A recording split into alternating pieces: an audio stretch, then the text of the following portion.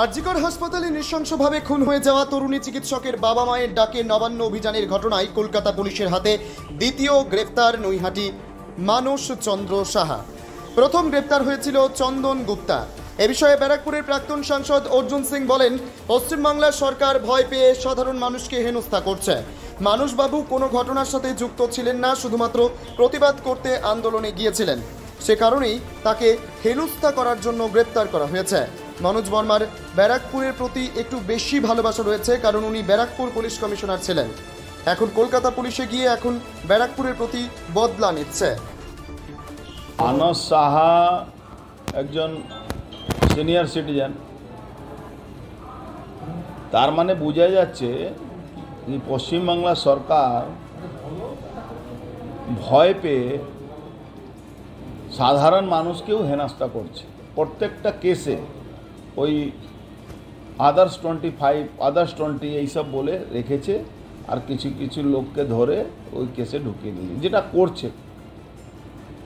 অথচ মানসবাবু মতন লোক কোনো ঘটনাতে জড়িত নেই। হ্যাঁ, নিশ্চিতভাবে তিলোত্তমা যে প্রতিবাদ হয়েছিল নবান্ন অভিযানে, সে উনি গিয়েছিলেন, নিশ্চয়ই গিয়েছিলেন। উনি বিজেপিকে পছন্দ করেন। তিলোত্তমা মায়ের ডাকে, বাবার ডাকেও উনি গিয়েছিলেন। বিজেপি হলেও এই আন্দোলনটা তো তিলোত্তমা মা বাবা ডেকেছিল, বিজেপি তাকে সমর্থন করেছিল, গিয়েছিল। আরও একটা টান আছে আমাদের ব্যারাকপুর শিল্পাঞ্চলের মেয়ে, যেরকম নান্টু ঘোষ আর ওখানে যে চেয়ারম্যান যাকে বানানো হয়েছে তারা জোর করে বডি পুড়িয়ে দিয়েছিল, এটা বহু মানুষ মেনে নিতে পারেনি। সোমনাথ না মেনে নেওয়ার জন্য এই আন্দোলনতে হাজার হাজার মানুষ ব্যারাকপুর থেকে গেছে। তো এই ঘটনাটা বোঝাই যাচ্ছে যে কলকাতা পুলিশ খুব মানে কি বলা যেতে পারে, মানে জেনে শুনে মমতা ব্যানার্জি অনুপ্রেরণা এই গ্রেপ্তারিগুলো করছে। কিন্তু কলকাতা পুলিশ জানে না কি এটা কলকাতা না, এটা ব্যারাকপুর। ব্যারাকপুরকে মঙ্গল পাণ্ডের জায়গা, আন্দোলনের জায়গা, ঋষি বঙ্কিমচন্দ্রের জায়গা। এই জায়গাটাকে এই পুলিশ কমিশনার যে কলকাতা পুলিশ আছেন, তিনি ব্যারাকপুরে পুলিশ কমিশনার ছিলেন। এই জায়গাটাকে উনিও বুঝতে পারেননি।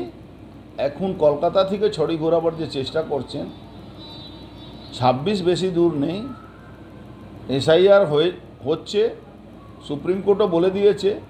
আর চিফ সেক্রেটারি গিয়ে ওখান থেকে যা উপদেশ শুনে চলে এসছেন, স্বীকার করতে হয়েছে কি যত অ্যাকশন নেওয়ার জন্যে ইলেকশন কমিশন বলেছে সেটা অ্যাকশন নিতে হবে। তার মানে বুঝতেও হবে, তার মানে হলো পুলিশকেও বুঝতে হবে এই মমতা ব্যানার্জির দালালিটা বন্ধ করে ন্যায় অন্যায়টাকে বিবেচনা করা। অভয়া তিলোত্তমার মা বাবার উপরে হামলা করলো, তার এখনো তদন্ত চলছে, আর বাদবাকি তদন্ত হয়ে গ্রেফতারি চলছে। অদ্ভুত একটা নির্লজ্জ পুলিশ আছে কলকাতা পুলিশ, যেটা এই কাজটা করছে। টোটালি মমতা ব্যানার্জির নির্দেশে এইসব হচ্ছে, মমতা ব্যানার্জির নির্দেশ দিয়ে এইসব কাজ করা।